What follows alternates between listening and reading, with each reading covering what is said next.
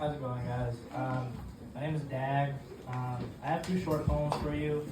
One of them, the first one I'm going to do, I might have done a couple of months ago here. I can't really remember. But I have a good friend of mine recording me because I never record myself performing, let alone post it on social media. I always feel like I'm succumbing to vanity if I do that, or like I feel like I'm a walking advertisement, and like the whole like content creation thing kind of bugs me out. But why not, right? So anyway, this is sponsored by Mr. Beast. So this is called Mississippi Appendectomy. It's a golden shovel after Lucille Clifton, and it's dedicated to Fannie Lou Hamer. In Sunflower County, Mississippi, Fannie Lou Hamer rests. Once in the summer, in the Delta, atop her gravestone, I saw smaller stones people had planted in honor of her.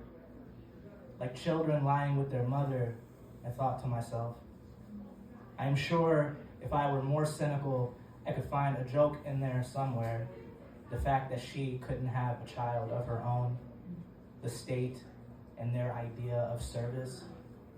In 1961, in an effort to remove a tumor, for one reason or another, it became some man's decision to give Mrs. Hamer a hysterectomy without her consent. White knights, they must have fashioned themselves, cutting a dragon's head.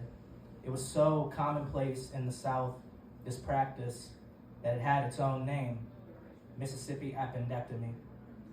As she hunched over in pain, a hand or hands that took an oath to do no harm found it fitting to give her a different kind of pain altogether. In America, there is no public health crisis quite like blackness. We give the police billions each year to contain the contagion, and yet the disease continues to spread and grow. As an inheritor of this particular affliction, I feel it pertinent to speak on such matters. Across the road from her grave, there were these beds of African marigolds that came in a congregation of colors. When I saw them, I couldn't help but feel the urge to pick them from the earth.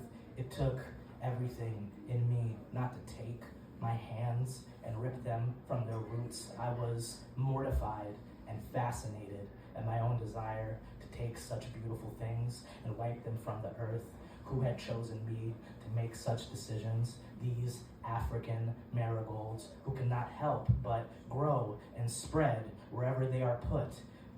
To know that these plants, historically cultivated for their medicinal purposes, thrive most in the summer months, I think may speak to something larger about the beginning and ending of things. Between 1882 and 1930, roughly 509 black people in Mississippi were reported murdered by white mobs, their bodies uprooted from their homes, extracted from those who loved them, sanitized of their life. In America, there is no herbicide quite like the imagination of whiteness. An idea births a nation births a movement births a mob wipes a child away and dismembers the future. To know that between 1882 and 1930, lynchings involving black victims were highest in the summer months may speak to the beginning and ending of things. On her gravestone, there's a quote of Hamer's. It says, "I'm sick and tired of being sick and tired. If the cure for this sickness, my growth, is a hand that knows how to pick something gone, then may the earth be a pit with dirt enough to cover the whole body."